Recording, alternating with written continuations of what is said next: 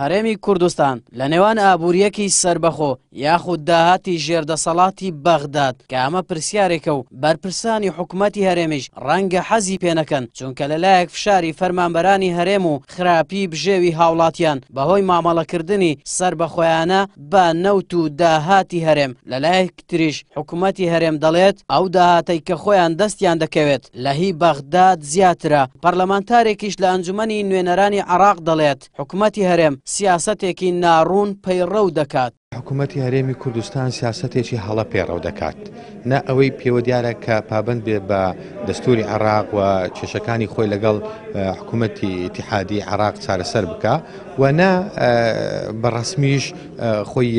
جیا دەکاتەوە لە حکوومەتی بەغدا. هەموو بەرژەوەندی خەڵکی کوردستان بەرژەوەندی موچەخۆرانی کوردستان گۆڕاوەتەوە بە بەرژەوەندی چەند کەسێک لەناو حکوومەتی هەرێمی کوردستان کە گروپێک لەناو حکوومەتی هەرێمی کوردستان دەتوانین بڵێن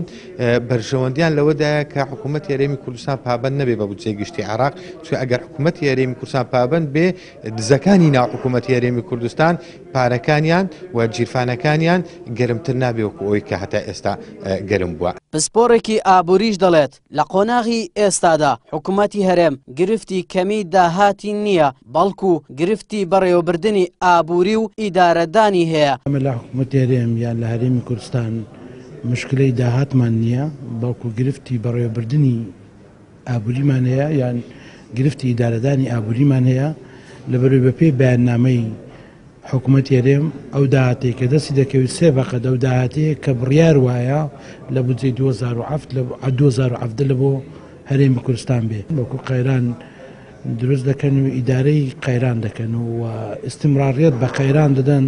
بە مەبەستی سیاسی یا ئەو مەبەستی کە خۆیانێتی. هاوکات زانا ڕۆستایی پەرلەمانتاری عێراق دەڵێت حکوومەتی هەرێم کە پابەندی یاسای بودجەی عێراق نابێت دەبێت بەدیلێکی تری هەبێت بەڵام تا ئێستا هیچ پرۆژەیەکی تری پێ نییە و موچەی فەرمانبەرانیشی پێدابین ناکرێت. هەرێمی کوردستان کاتێک کە بڕیارەدا پابند نەبێ بە یاسای بودجەی عێراقی دەبێت بەدیلێش پێ بێ دەبێت خۆی یاساچی بودجێ هەبێ بەڵام هەرێمی کوردستان خۆی 3 ساڵە یاسای بودجەی نییە بە شێوێکی دوور لە یاسا مامەڵە لەگە سامانی گشتی دەکات کە کار بە یاسای بودجێ عێراقی ناکات ئەبێ بەدیلێک پێشکەشکە بەڵام گلەی ئێمە لە حکوومەتی هەرێم ئەوەیە بەدیلێکی باشتری پێ نییە و ساڵی ڕابردوش باشترین بەڵگەیە لەسەرەوەی کار نەیتوانی داخوازەکانی خەڵک جێبەجێ بکە نەیتوانی موچەی فەرمانبەران نیوە بە نیوەشدابین بکاتن بۆیە ئێمە پێمان وایە باشترین ڕێگە ئەوێ ئەم ئەرکە بخەینە سەر بەغدا ئەرچی دابینکردنی موچەی فەرمانبەران و بودجەی هەرێم بخەینە سەر بەغدا. لە تازەترین لێدوانیش حەیدەر عەبادی سەرۆک وەزیرانی عێراق ڕایگەیاند بەپێی ئامارە فەرمیەکان ئەو نەوتەی حکوومەتی هەرێم هەناردەی بەندەرە جیهانیەکانی دەکات لە ڕێژەی لە 170 زیاترە و بەو مانایەش بێت دەبێت هەر چۆنێک بێت دۆخی هەرێم لە بەغداد باشتر بێت. ئاراس عەزیز کەناڵی پێام هەولێر.